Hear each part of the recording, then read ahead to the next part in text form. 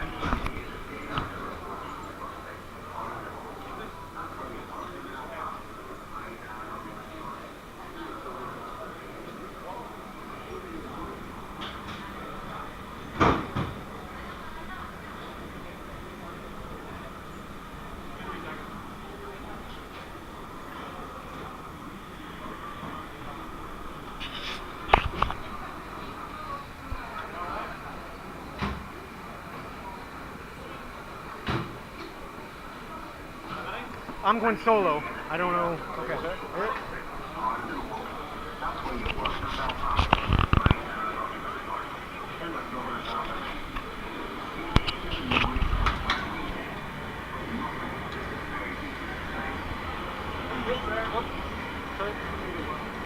You wouldn't have me get into your car and drive home. Oh, yeah. Same roll.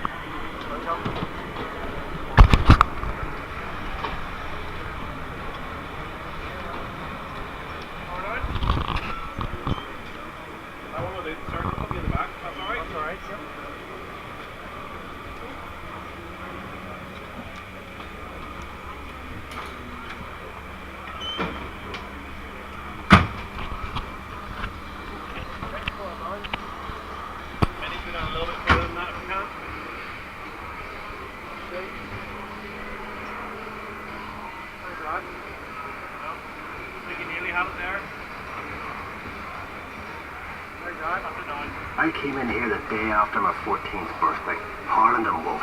That's where you worked in Belfast. My dad got me my start, then my brothers after me. You could hear the noise from where we lived, but nothing prepared you for the size of the place.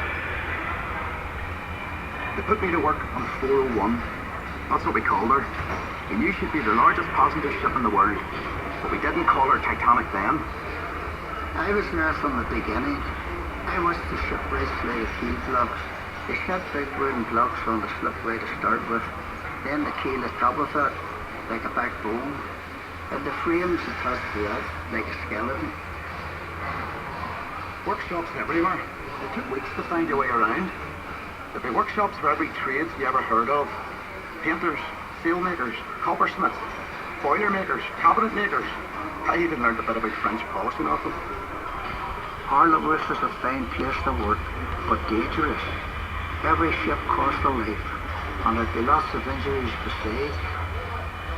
I was in the engine works for a while. Very well equipped it was. That's where we built the triple expansion engines. 2 of them, each as high as a 3-story house. I worked in the frame bending shop. You'd heat steel beams in the furnace, then hook them onto slabs of cast iron, and hammer them curved. It was skilled work. You had to bend them more than you needed, because the frame straightened out a little when it cooled. The shell plates that made up the hull weighed up to 4.5 tons. They were taller than the da. The plates were overlapped on the edges. Some were raised, one after another. We called it clincher. One of the foremen taught me years ago. That's how you built steel ships. I worked as a heater boy. You had to heat the rivets on a wee plate. You pumped the bellows till the rivet was white hot. Then you get a hold of it with your tongs and throw it up to the catcher. And he'd put it in the hole in the plate with the holder up. There were 2 of us on the other side of the plate with the holder up. We had to hammer the rivet so it filled the hole before it turned dull red.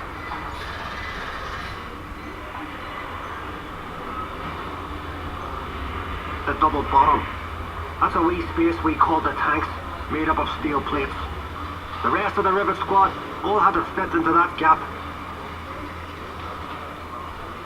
One of the foremen would check each rivet with a special hammer. If it made a ringing sound, we'd have to go back and chase it out after work. I'd get scared walking down in that double bottom. You only had candles for light. And the constant hammering against the shell plates. You could hear it all over Belfast. Some of those boys ended up stone deaf, so they did. We were paid 31 bob a week. The heater boy in Catchword at 16 bob. But we all worked the same 54 hours.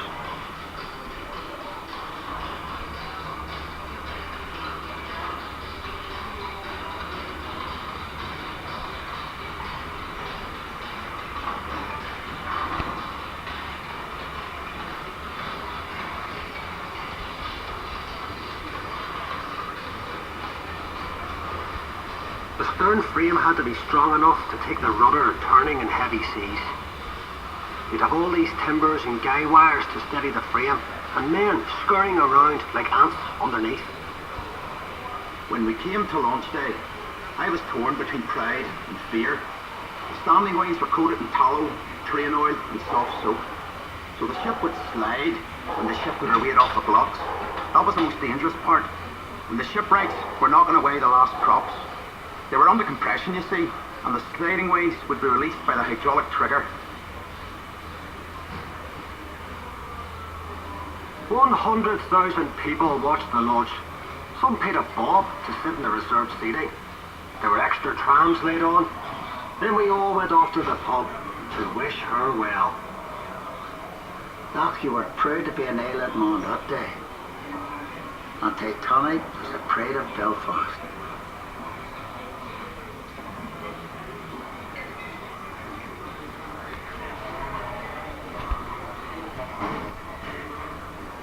Thank you for joining us. The tour will end in a few seconds. Please exit the car carefully and make sure you don't leave any personal possessions behind. When the car has stopped, push the lap bar down and lift up to exit safely. And mind your step as you leave the car.